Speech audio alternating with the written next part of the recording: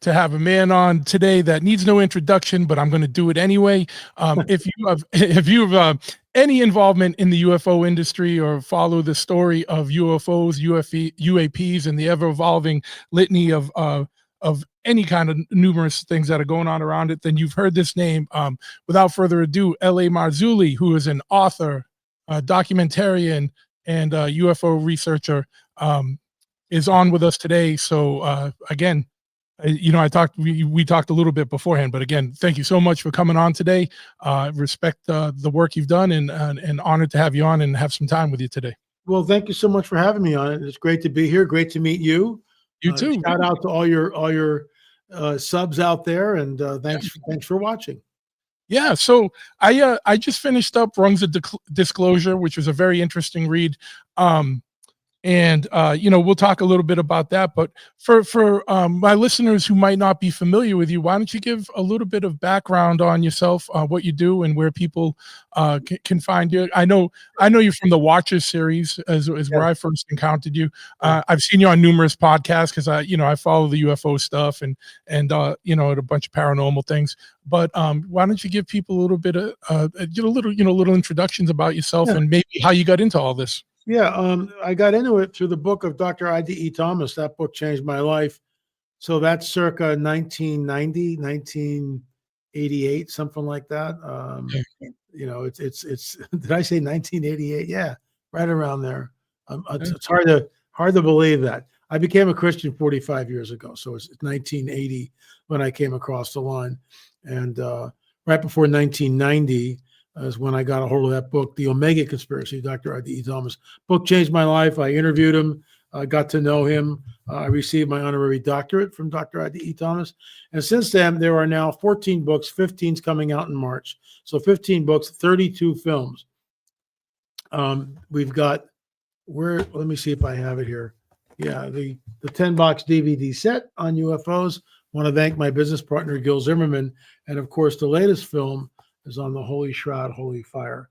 LAMarzulli.com, LAMarzulli.com, and you can avail yourself of, we have 45 minutes together. So there's 32 films, 14 books. We're going to scratch the surface. That's okay. Yeah, of course. And this is just, especially for someone who's new to you, because, a lot of people are familiar with UFOs or like the UFO phenomenon and the stories and a lot of that world. But, you have really put forth the whole theory that this isn't aliens, that this is Nephilim, and you've I know you've been the guy holding that torch, and so that's going to be an interesting story for people. But just before we even get into that story, what even got you involved or interested in UFOs to begin with? Like, how did you start?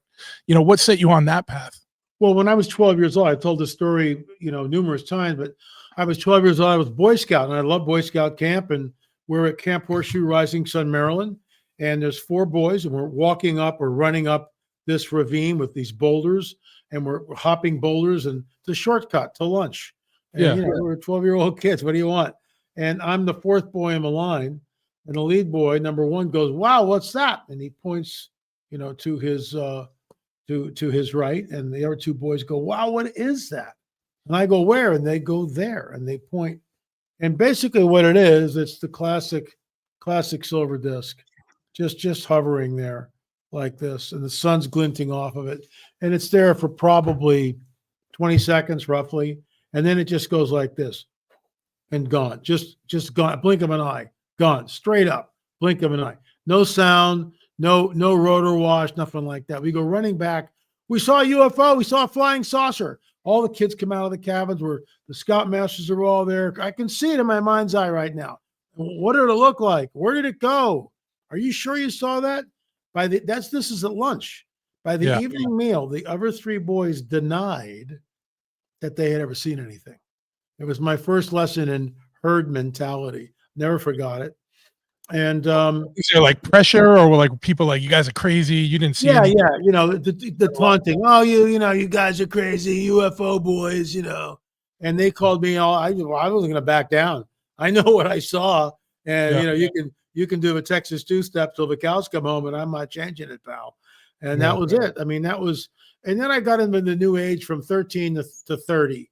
I was in the New Age. I had a guru. I had I had spirit guides. I had all sorts of weird supernatural stuff happen because I was open up into, the enemy's camp. I didn't know it, looking for enlightenment. My girlfriend died when I was 18. She was 16. We met when I was 16 and she was 14. So we've been going, together, typical thing on and off. She was at a different high school. So, I really we wouldn't see, and there was another girl in our high school and, but, Michelle was very special. And when she was killed in an automobile accident, that set me on the path. Where is God? Who is God? Can I find him? Which led me into Eastern mysticism. And I got all the false stuff first. And then at 30, I became a born-again, spirit-filled Christian. That's 45 years ago. That changed my life. I'll be 75 this December. So it's like, right? Yeah, yeah. So how did you go from, you encountered a flying saucer when you were at a young age, and you were familiar with the UFO phenomenon. How did you go from the mindset that these are interstellar to these are interdimensional, Nephilim type? Do you remember when Close Encounters came out, the movie? Yeah, I was a kid, but I do remember it. Yeah. So I was in a rock band in Los Angeles. I mean, I'm a trained musician. I was always on the rock and roll trail. I had producers and managers in and out of the studios. I wrote the song, "As you sit in silence, waiting for the Space Alliance, listening to the ringing in your ears, and you want to go." I mean, that's a quick, I have no instrument here, but Yeah. and you want to go? Seriously? Yeah. No, thank you. But I drank the Kool-Aid. I was totally on board. I wanted to be the Richard Dreyfuss character. I wanted to be the one going on the ship. Now you couldn't pay me enough money. These are nefarious entities. And, again, I came to the Lord when I was 30 after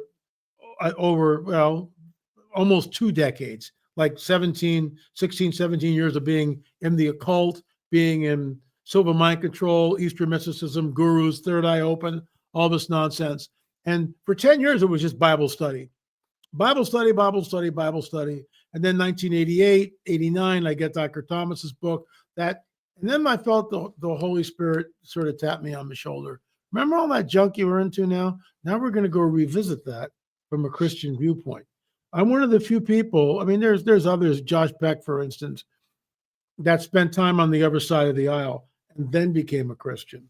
And I'm one of those guys. In fact, I called Josh and was not instrumental. The Holy Spirit was, but I was just a messenger, and he gave his life to the Lord, and never looked back. But it was interesting the way the Lord began to move me into what I'm doing now. I was a worship leader for 25 years, and I became a worship leader basically 2 or 3 years into being a Christian. I didn't know, what I was doing at all. But there was a guy there, George Wibbler, at the old Calvary Chapel. And man, George taught me, I could play. That wasn't the problem. But I was under his tutelage. And I got to the point where, he raised me up in this, and I became a really, I would say I was an anointed worship leader. I would say that. Okay. And when did you have like a call in to really start doing this research and, producing your documentaries and writing the books and stuff? Like, how did you, what was that? From 1988 to 2000, that 10, 12 year span, that's when the Lord is starting to maneuver me. And then I got signed by Zondervan Publishing House, and they published the first book, Nephilim, a fictional novel, Nephilim, The Truth Is Now Here, which led to the sequel. So it's a Nephilim Trilogy. There's 3 books in it. And then I switched from fiction to nonfiction. And then Richard Shaw and I teamed up, started the Watcher series. And, this is like going back.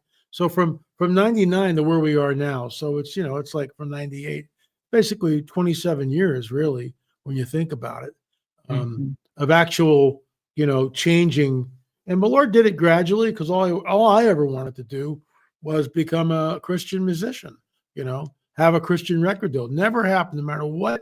The Lord just never opened that door. I mean, just never, because he knew that that's not what I'm called to do. And I get that. I'm not that. I love music. I play piano every single day. I compose all the music for our films, but that's not my ministry. This is my ministry, and he called me to it, not me. He's the one. That's why I can sit here and go, well, glory's not mine. I'm just going through the hoops. He's the one. And now there's 32 films and 14 books. Number 15 book comes out in March. It's my first novel in 20 years. It's called The Waiting Room. Everybody's really excited about this. People who read it say it's the best book, best Christian fiction they've ever read. Now, that's not me saying that, but I'm just regurgitating what the few people that have read it, that's what they're saying. So we'll see. We'll see what the Lord does with it. Was it kind of what was the process like going from doing so much documentarian type work and research type work to going back to doing fiction or a novel? Like, was it refreshing? It was not planned. My wife Peggy and I were on our way to dinner, and the Holy Spirit just gives me this download, and I look at her and I go, "Oh my gosh, the Lord just gave me my next book. It's a novel." And Peggy's looking at me going, "What?" And that was, I don't know, in January, right? And I finished. I sent the manuscript to them in July. A little over 6 months. Yeah. It just, I mean, it's all him. I mean, I had a lot of fun writing it, and it's called The Waiting Room. And the book really deals with forgiveness. That's the overarching theme, forgiveness. Because we know from Scripture, unless you forgive those who trespass against you, your Father can't forgive you. And that's what the book's about. So, and there's a lot of really cool stuff in it. I mean, my wife and my editor, both of these women know me really well. Sonda Allison, my editor, I think we've done 6 or 7 books together. So she's really familiar with me. And she says, I'm reading this, I'm laughing one page, I'm crying the next. And, so it's pretty intense. We'll see what the Lord does with it. Sure.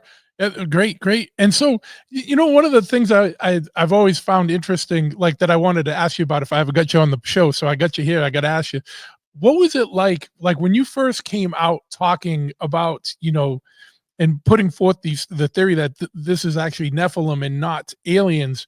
I know the UFO community can be a very cliquey and fickle in ways. So. Did you get a lot of resistance to that? And what was it like bringing that message out? First of all, I've been kicked out of churches for this. You need to know that. I've been literally kicked out of churches. I can imagine. My stance on the Nephilim and on UFOs. We don't go to church anymore because the churches around here, for the most part, are all amillennial. They don't believe in a 1,000-year reign of Jesus. They don't believe that the church and Israel are two distinct entities, and they believe in replacement theology, where the church has now inherited all the promises that were given to Israel. They don't get it, and they never will get it. And because they hold to what's known as the Sethite theory, where these fallen angels, well, these are the good guys. These are the godly line of Seth and the hoochie mamas of Cain when they come to Genesis 6. But that's not what Genesis 6 says. It says the sons of God, B'nai Elohim. So we don't go anymore, but I have people, Prophecy Watchers, that's our tribe. We'll be speaking at the Prophecy Watchers Conference in Norman, Oklahoma. I think you can still get tickets, but they're going fast. So just go to prophecywatchers.com. I'll be speaking twice. I'll also be featured at a luncheon, from what I understand. They never tell me this stuff. They just put it on the docket. Oh, by the way, you're in the luncheon. What? You'll find out when you get there. You'll find out. So, Genesis 3:15, I was taught this by Gary Stearman, is the gateway to the Bible. If we don't have the correct exegesis, interpretation of Genesis 3:15, and most of the church does not, because they're all taught the Sethite theory. And when Jesus, let's walk through it real quick. Genesis 3:15 says, Adam and Eve are fallen. They're in the garden. The dragon's over here. And the pre-incarnate Christ says to the dragon, your seed, your offspring, will be at war, at enmity with the seed, the offspring of the woman. And it's just amazing how some so-called biblical scholars will tap dance around this thing like better than Fred Astaire. It's just unbelievable. Because, well, that's not really what it says. And the dragon can't possibly procreate. Excuse me, it's a seed war. It tells you what's going on, what happens. And if you don't get the proper interpretation of Genesis 3:15, when you arrive at Genesis 6, 3 chapters later, you kind of go, oh, why? And I did this 45 years ago. So why is the most holy God destroying the entire planet except for 8 people? What? Who is this guy? I don't like him. Jesus, I love. This guy in the Old Testament, not buying it at all because I didn't understand. It would be years, be 10 years before I got Dr. I.D.E. Thomas's book, who unpacked the entire Nephilim story. So let's walk through it. When Jesus, 2,000 years ago, was stating to all the people with an earshot, and you got to remember, some people know who he is. His Ima, Mary, knows who he is. The apostles know who he is. Mary Magdalene certainly knows who he is, right? They know who he is. And he goes, when I return, it'll be like the days of Noah. And they go, where are you going?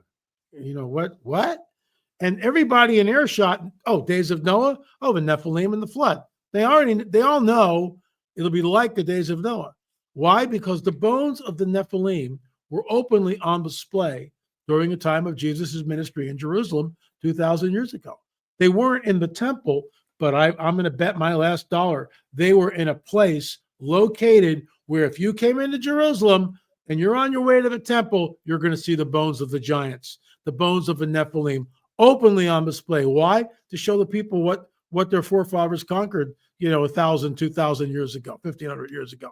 So they were there. No, everyone knows what Jesus says to be like a days. No, they all know what he's talking about. So you get this guy in the 4th century, his name is Julius Africanus, who just invents the Sethite theory. Oh, well, the sons of God are the godly line of Seth. And, these women of earth are the hoochie mamas of Cain. Hoochie mama is not there, number one.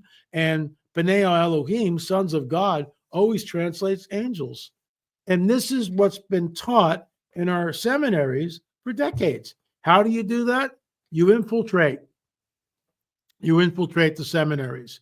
So you teach them replacement theology. You teach them the amillennial worldview. Nothing to see here. Keep moving. You teach them the Sethite theory. And so no one ever knows what's going on. Nobody knows. Most pastors don't know. Most pastors, even I'm not going to mention any denominations, but one, if I told you, and this is a non-denominational church, but it's just become another denomination after 50 years. It's just the same as anybody else. They don't believe, most of those pastors in that denomination don't believe in the Nephilim at all. Yeah. So, I don't belong anywhere. I've basically been rejected, from much of the mainstream church, but that's okay. We focus on our YouTube channel. We're nearing 250,000 subscribers, which is fantastic. We do a show 7 days a week, L.A. Marzulli on YouTube. 7 days a week on YouTube, a new show, lots of content. And we have a members only. I just did a members show today where I'm like lecturing. It's a 3-camera shoot here in the studio. So, the Lord took us off the road in January. I've turned down 12. I rescinded 12 conferences and declined 4 more invites. So not that I'm boasting about that, but here's why the Lord did it. So first he said, stop doing conferences. I'm going, what are we going to do? And then he said, focus on your YouTube show. And then he showed me why. Because when we go to a conference, we got to go to LAX, which is a nightmare. And then we hop on a plane. We're jet lagged. We show up on a Thursday, speak on a Friday, Saturday, Sunday, go back on Monday. So Thursday, Friday, Saturday, Sunday, Monday, it's like 5 days normally, 4 or 5 days. So it costs us $100 a day just to leave the house because we have to have a house sitter for the dog, water the plants, blah, blah, blah. So it's $500 just to leave. And then we fly there and there's 400 people there. Yeah. Whereas at your channel, you're talking to 250,000. Yeah, those are the subs, and we'll get 10, 20, 30, 50,000 views a day. This month, the month of August, we're nearing 600,000 views. I mean, what do 400, 600,000. And I get it. It's a better use of our resources, of our time, and we can do 7 shows because I'm Mr. Content. I mean, it just never stops here. It just never stopped. I did a members only. I actually did 2 shows today. I did a members only show where I lectured on the Nephilim, and specifically we're talking about America's Stonehenge, and I showed all these slides took the 3-camera shoot. Kind of already said that, but you know, it makes a lot of sense. So, you know, we're focused on the films and on the books, and I just finished number 15. I will be redoing a second edition of a book which went out of print a number of years ago, Politics, Prophecy, and the Supernatural. So that book's already written, but I'm going to go in at the end of each chapter and go, here's what I know now in 2025. So it's, you know, it's not quite 20 years since that book was published, but it's getting there. You know, I Yeah, think, yeah. So you're doing the yeah, updated version with the exactly. yeah. Yeah. Something I wanted to ask you about, and it ties into a little bit what you're saying here is that, you know, where the bones of the Nephilim have been hidden. In your book on Rungs of Disclosure, you were talking about, you know, the Kandahar giant and how you were talking to people about that, and you were approached by the someone in a government agency, kind of little told that, you know, you probably shouldn't really be talking about this. You know, they might have been a little more forceful in how they do it. Why do you think these things are still suppressed today? And, you know, when you were talking about the churches and, like, you know, kind of misinformation and things, that's kind of like a, you know, also like representative of how our politics are today. There's like some people know things, some people don't, and things. There's a lot of misinformation going around and whatnot. Like, what do you think? What's the game going? And I know you mentioned the seed war, and everything. What's the end game here? What's the play that's going on, and why are things still being suppressed to this day, in your view and from your experience? Yeah, in my opinion, it points back to the reality of a supernatural world. It points back to the reality of the biblical prophetic narrative, and they don't want that. It's real simple. They don't want that. It flails. It's not flails. It falls. It goes up against the Darwinian paradigm, and they don't like that because the entire planet runs on Darwinism. You can go to any museum. What do you see? The Darwinian paradigm. What is taught in our schools as fact, and it's not. It's got to stop. The Smithsonian Institute, which is funded by taxpayer dollars, most of the museum funded by taxpayer dollars. What do they shove down your throat? The Darwinian paradigm. So anything that points back to the validity and the veracity of a biblical prophetic narrative, can't have that, especially the Kandahar giant. We broke the story, my late business partner, Richard Shaw, and I, we broke the story on the Kandahar giant. Now it's all over the internet, and these people act like they're discovering it and they're bringing it forth, where Richard and I did this over a decade ago. So yeah, there you go. And have you been approached by other agencies, you know, or religious sects or anything about like the message you're putting out there? You know, I'm sure there's a lot of people that would be interested in suppressing that. Is that something that you've encountered? I know whether you can talk about it or not, but is it something that you routinely encounter? Let me put it to you this way. There's a pecking order in Christian hierarchy, okay? The mainstream Christian church won't touch me with a 10-foot pole, won't even get near it. You know, I am anathema in many of those so-called circles. And I'm not going to disparage anyone, I won't mention any names, but that's the truth. You know, prophecy watchers, that's my team. That's my tribe. That's where I gravitate to. We are all premillennial. And, you know, we're pre-tribulation, and we're looking for the second coming. We're pro-Israel. I don't give Israel a blank check. There's a lot of nonsense going on over there. A lot of nonsense, you know, but they are still God's chosen people because they, Israel, will look on him, Jesus, whom they have pierced. I didn't pierce Jesus. Now my sin did, but I didn't, you know, I get that. His death is my atonement. His blood is my atonement. But I'm not the one who pierced him. But the Jews are, and people don't even like to say that. Mel Gibson got in a whole lot of trouble with the Passion of the Christ. His blood be upon us and upon our children. That's a direct quote. We're not making this up, but they will look on him whom they have pierced. They will understand that they missed him, and that's all part of the prophetic timeline. And they're back in the homeland, and when Jesus returns, it'll be the great reunion. Until then, they've got blinders and they won't look at it. Then, in fact, they call him Yeshu. Instead of Yeshua, which is his name, they call him Yeshu, which means may his name be blotted out. So there's a lot of animus. And this is why I don't give Israel a blank check. But Amos 9, right? Amos chapter 9, 10-14 says this.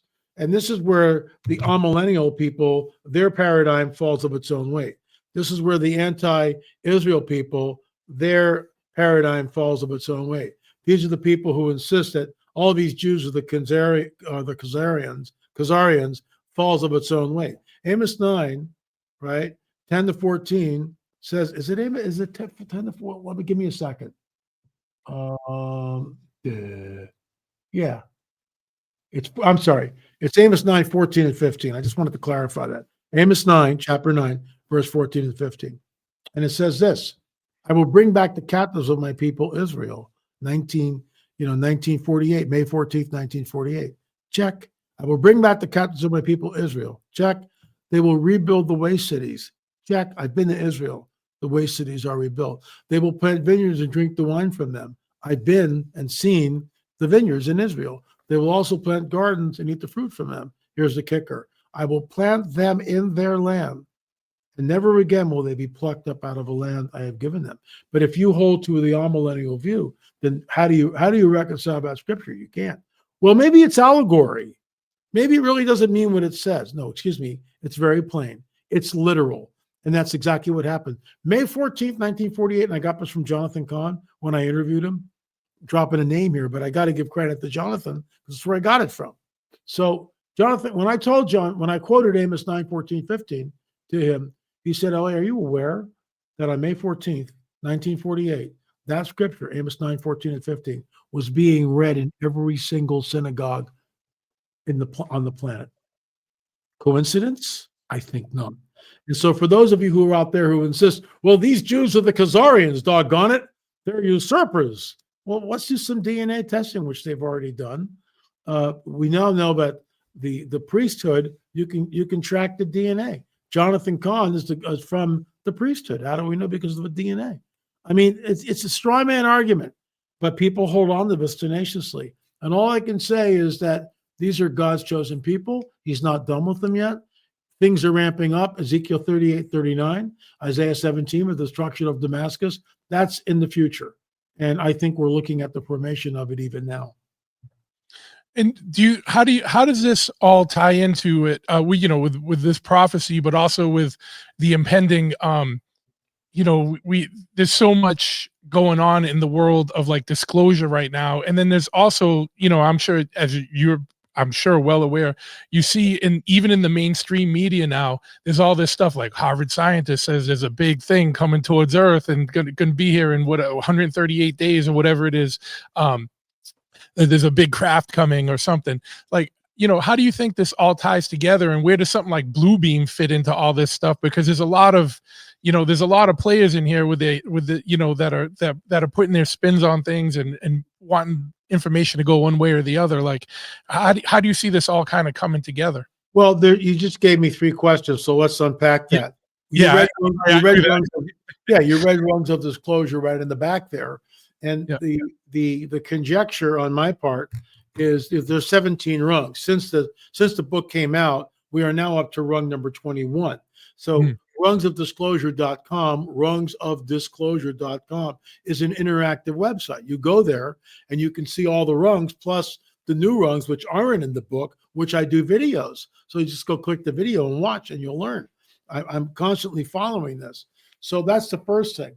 What would cause, I talked about this at the Prophecy Watchers Conference in this year. I said, what would cause, how do you create a one world government and one world religious system? How do you do that? Well, we're all linked up right now with the internet, right? Everybody's linked up. The free world, the unfree world, everybody's linked up with the internet, right? Satellites are in geosynchronous orbit all around the planet. Everything is linked up. You have a nuclear device. I wrote about this in Rungs of Disclosure. You have a nuclear device going off anywhere on this planet. All it takes is one. It creates the greatest climate of fear, because that's all we'll be talking about on the internet 24/7. It's just like COVID. Everything will be lit up. The grid will be lit up. It'll be a controlled narrative, and everyone will be terrified. Oh my gosh, are we all going to die? Everything will be martial law. Everything is in lockdown. Well, guess who shows up? Right here. Guess who shows up? Our friendly space brothers. What will they say? Oh, we created all life on this planet. We genetically manipulated early man. We started the world's civilizations. We started the world's religions. Now at this critical juncture, because you guys just blew up a nuke and killed a couple of million people. Now we're back to usher mankind into a golden age. And they're going to set up a one world government, one world religious system. That's what's going to happen. It's in the book, Rungs of Disclosure, but that's what I think the scenario is. So let's go and unpack this, whatever this thing is that's coming in, right? So they call it 3-Eye Atlas. So Atlas is a Nephilim. That's number one. Atlas has the world on his shoulders. Now, I'm not saying this is what it is. There's my disclaimer. I'm walking through it from my lens, my perspective. This is what I see. They are telegraphing us something. So Atlas holds the world on his shoulder. They're telling us that's a global event. So what is a 3-eye? What does that mean? 3-eye, third eye, right there. Third eye Atlas. So this is a time of enlightenment. Now, I could be way off base here, and that's my caveat. I'm not saying this is going to happen. I'm not saying I have special inside information about all this, but these people telegraph stuff, and they always have a little catch there for those of us who are looking, and I'm looking. So I was immediately suspect. Third eye Atlas, what? And why name it that? Why not just name it, Comet, whatever, Comet Tomato Head? I don't know. But so well, it seems like when they try and pull a lot of this stuff, it almost seems like a rule or a law that they have to telegraph it.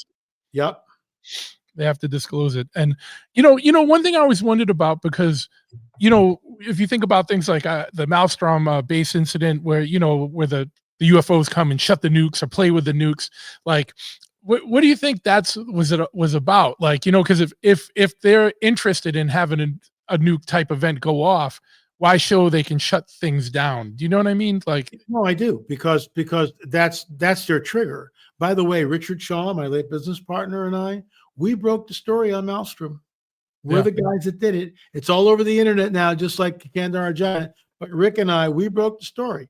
What happened? Robert Salas, who was the base commander at Maelstrom, came to us and said, "I'd like to do this, but I need to say I don't like the editing, or can you change this?" We said, "Sure."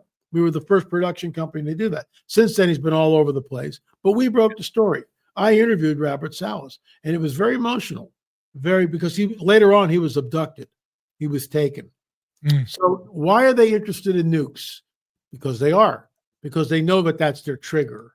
That's their trigger.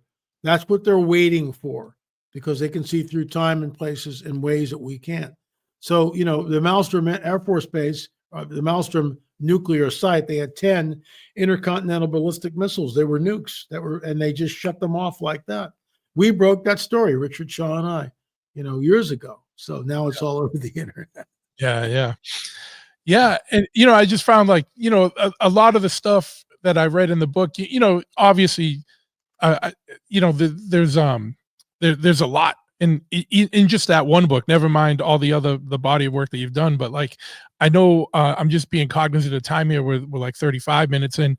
For someone who's new to all of this, a listener who hasn't heard, can you give kind of you've given a little bit, but sometimes we're talking at high level, sometimes we're bringing it back. But when you look at the seed war, maybe, kind of give an idea of what that is and how you see that into play, because when people are abducted, what's the purpose of those abductions? And I know, and I've read your stuff, so I know, but it's just I'm trying to get it out for people that haven't heard about this stuff before, that might be just hearing these ideas for the first time now. Yeah, I got this from Chuck Missler, the late Chuck Missler. Daniel 2:43, their seed will mingle with the seed of men, but will not cleave to them. And the word cleave, I got this from Jim Williamson, is the same word that we get way back in Genesis, where a man will leave his father and mother and cleave to his wife. It's a marriage contract, no marriage contract. And then we know from the angel, see how complex this stuff is? So we have the verse, who are they? That's the first thing we have to contend with. Who are they? Their seed will mingle with the seed of men. Well, it's not the seed of men, so whose seed is it? Hippopotami? I don't think so. Yeah, yeah. There's only one, and that's the fallen angels. This is why Genesis 3:15 is paramount to our discussion. Because if we don't get Genesis 3:15 right when we arrive at Daniel 43, we're left go, well, I don't know who they are, but whatever. You turn the page, right? That's what happens. And people, they don't know. And then the angel tells Daniel, seal up the words in the book, Daniel, until the time of the end. And then he tells us what the time of the end will look like. See how it's like layer upon layer upon layer upon layer. It's unbelievable, but we've deciphered it. And I thank Chuck Missler for that. The angel says, seal up the words till the time of the end. Then he gives us another spiritual bone. Men and women will run to and fro over the face of the earth. Knowledge will increase. That's where we are. You know, you go back 150 years ago, men did not run to and fro over the face of the earth. There were no airplanes. I know some of you snowflakes out there can't even believe that. No cell phones? No, nothing. The whole modern era is done in the last 125 years, essentially. And really in the last 50, here we are.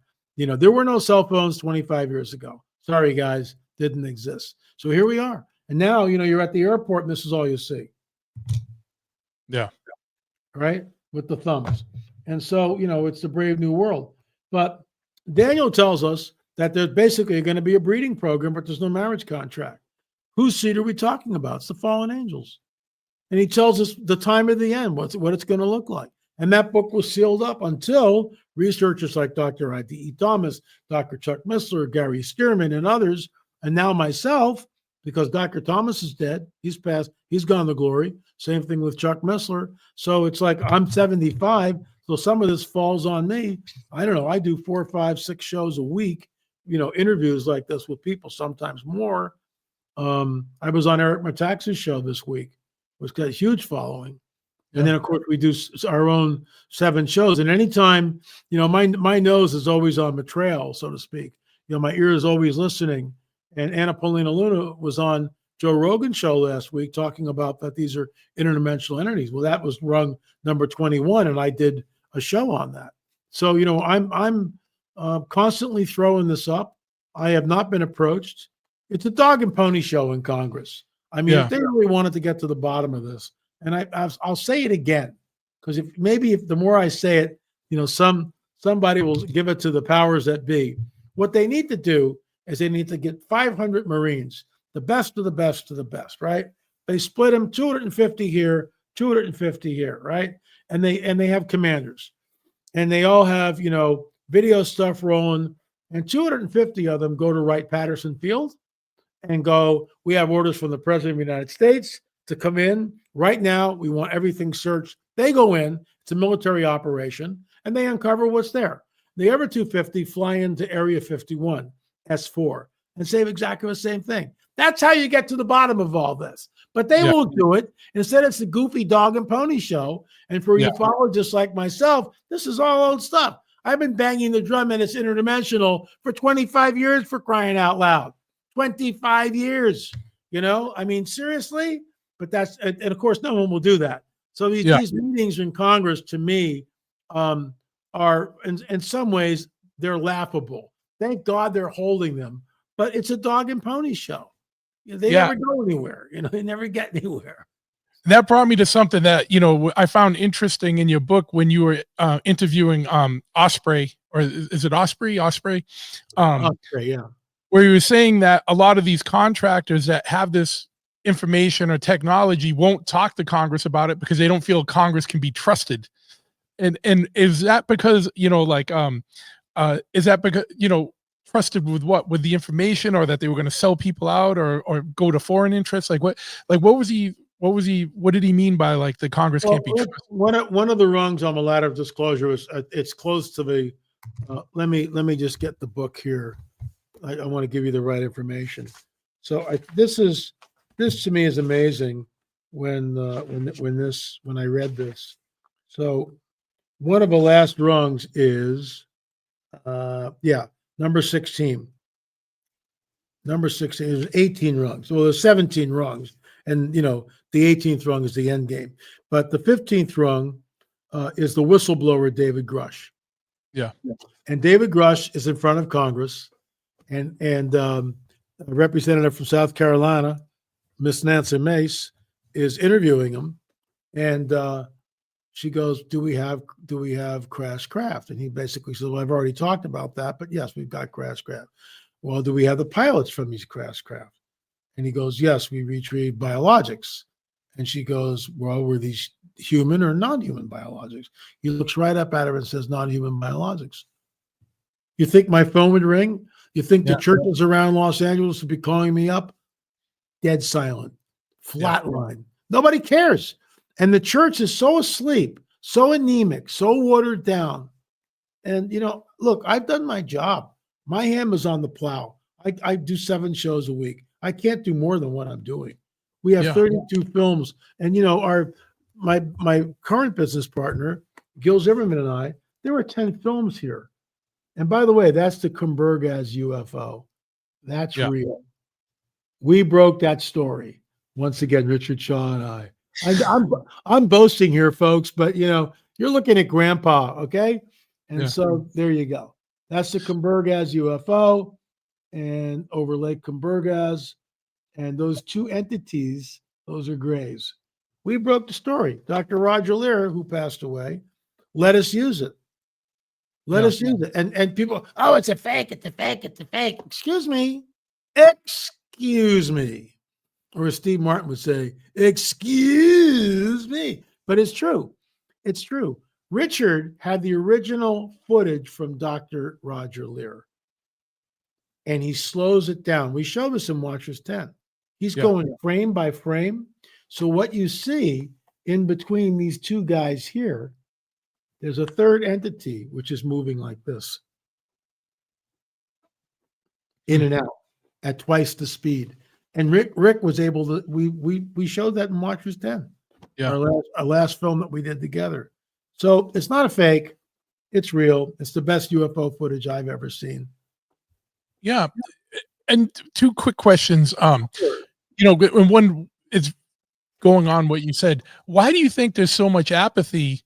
Because I'm the same thing. Like when I was even like in 17, when the New York Times broke that story and it was just like, well, whatever, it was on page 3 or whatever. I'm like, you would think that this would like this confirmation of a craft or biologics or whatever, or that they do have said, yeah, we do have technology from not of this world. You would think that would be first page 1. And you think there'd be like people freaking out or whatever, but like it's just whatever. And like you said, the church is like, no one called you, but even in the general public or whatever, it's just kind of like whatever. Yeah, there's aliens, cool. One of the rungs of disclosure, which is not in the book, but it's on the website, rungsofdisclosure.com, deals with exactly what this is. And there's a Super Bowl ad that came out a while back, and the Super Bowl ad, you can Google it on YouTube, folks. Go there after we're done here. I think you'll find it interesting. Give me a second. I'm actually trying to clean up my messy area here. Very good. So you go to YouTube and Google "Hello Down There," and it's exactly where we are. So it shows this woman walking in the streets of New York City. She's got a cell phone, and she's like this, looking at the cell phone, right? And the headline is "Congressional Hearings on UAPs, are we being visited by," and she kind of goes like this, and she scrolls, and there's a cat that's clawing the toilet paper, and she laughs. But meanwhile, as she's laughing, directly overhead is one of these guys that goes by, and it's a big craft. Then it cuts to Paris, France, and all these kids are sitting under the Eiffel Tower. They've all got iPhones, iPads, computers, and right above the Eiffel Tower is a huge UFO. No one sees it because they're too busy looking at their goofy iPhone. Yeah.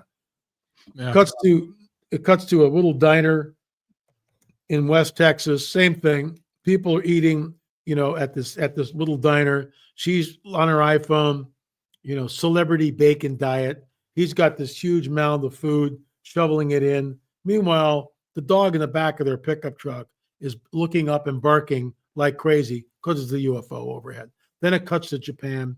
Same thing. UFOs in a boardroom. Everybody's on their tablets. So finally, a gray in the spaceship, in the UFO, a gray in the flying saucer above the planet, smacks his head like this and pushes a button. And everybody's phone, tablet, computer switches instantly and says, hello down there. And all the grays are waving. Everybody looks up. The woman in New York City is like this. Her face is one of wonder, acceptance, wonder, awe. This is predictive programming, is what you're looking at. This is, and this was played. The commercial is 1.5 minutes long. It cost millions of dollars to do that at the Super Bowl, and you have no idea what they're advertising till the last 5 seconds. Squarespace, a website, makes it real. Excuse me? Excuse me? Yeah. And this, why do you think people are more apt to believe, or this is a general question now, and I'm thinking of people in the audience, and that's why I'm asking it like this. But why do you think people are more apt to believe that these non-human intelligences are something extraterrestrial or like some kind of amorphous interdimensional being, and way less apt to believe that it's actually Nephilim? Like, is that, in all your years of this research and doing this work, like, if you had to postulate what that would be, like, why do you think people are more apt to believe that? Because they've been programmed for decades to believe in extraterrestrials. And then you get the straw man argument. Well, the universe is so big, surely there has to be life out there somewhere. And so my rebuttal of that is Fermi, who wasn't a Christian, by the way, that I'm aware of. And Enrico Fermi, it's Fermi's, it's a conundrum, right? Fermi's paradox is what it's called. If the universe is teeming with life, where is everybody? I'll say it again. If the universe is teeming with life, where is everybody? Why this cat and mouse game? Why the counter mutilations? Why the abductions? Why don't they just reveal themselves and show themselves? Nope. This is the coming great deception. I'm going to read you something, then I've got to get going. This is a track that we put out. I want to thank Brad Myers for he's the guy that funded this at first, and without him this wouldn't exist. So this is channeled information. It's information coming from a woman who has an entity which is coming into her. We're forbidden to do this. There is a potential for many people to leave the planet in an afternoon. The people who leave the planet during a time of Earth changes do not fit here any longer, and they are stopping the harmony of the Earth. That explains away the rapture of the church. I heard that 5 decades ago when I was in the New Age. I heard this. The Space Brothers were going to come and take some of these fundamental Christians out of here because they're not ready for the paradigm shift. There it is right there. What is the truth? This is the coming great deception. It will change everything in a nanosecond, just like that. Everything changes. When they show up, everything changes. So look, I've done my job. Gil Zimmerman and I did 10 films on it. Richard Shaw and I broke the Kumbergaz UFO, broke the Maelstrom, that whole deal that we did. We took an implant out from a guy that had been abducted. I mean, this is all frontline stuff. Nobody cares. Yeah. I can't say nobody. The numbers are growing, but the church at large, they could care less, which is why you will never see me on mainstream Christian TV. They're not interested. This is too woo. We can't go. We don't want to upset anyone. That's fine. Let everybody be ignorant. That's a great tack. Don't go there. So when this thing happens, people will be completely blindsided by it, which is exactly what the enemy wants. What can I tell you? And one quick question, really, because I get just curious on your thoughts on this. The work of CERN and the particle colliders and all the work they're doing, and with people saying they're opening portals and stuff, how do you think all this fits into, the bigger picture? Because I know CERN's also tied to bigger political situations and whatnot. And I know that there's like religious connotations with CERN and, one way or the other. But like, have you done much looking into CERN and what their role in all of this is? Yeah, I've been to CERN. I was at CERN. I saw the dancing Shiva, the destroyer of worlds. Well, why is that there? Yeah. That's all I'll say about it. That's all I'll say about CERN. But people need to look into that. I mean, do we really trust any of these things? I mean, right? Do you really Sure. trust anything anymore? You Yeah. know, and with the, let me close by saying this, with the advent of AI, you can't tell what's real and what's fabricated anymore.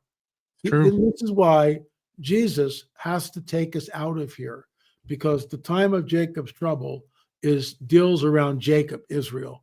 That's who it deals with. It doesn't deal with the church. This is why, unless if you're replacement theology, then you can't get there from there. You just can't, because the church is the church and Israel is Israel, two distinct entities. And the 7-year tribulation deals with Israel. It doesn't deal with the church. So if you think you're mid-trib or post-trib, then you're going to go through the wrath of God. Are you out of your mind? You know, I mean, why would the Lord do that? Makes no sense at all. In fact, I think we're holding it back. And there's only a remnant, Josh. There's only a remnant that's looking up, that's expected. Most of the church is not looking up because they're all millennial. And, you know, none of this means anything. When was the last time you heard any prophecy being taught at a church? It's not taught anymore. In fact, it's looked down against. People rail against it. So I'm just saying we're in a very interesting window of time. And with the advent of AI, you don't know what's real and you don't know what's fabricated, which is why he has to come and take us out of here. All right. Well, I want to thank you for taking the time. I know we're 50 something minutes in, so I want to. Okay, we're good. Yeah, good. But I will have all your information in the show notes. So if someone's driving, you can go back and click on the links later and find Ellie's body of work. Again, want to thank you for coming on and all the work you've done. I appreciate your time today. And I'm going to shut this off, but I'm not hanging up. So hold up 1 second here.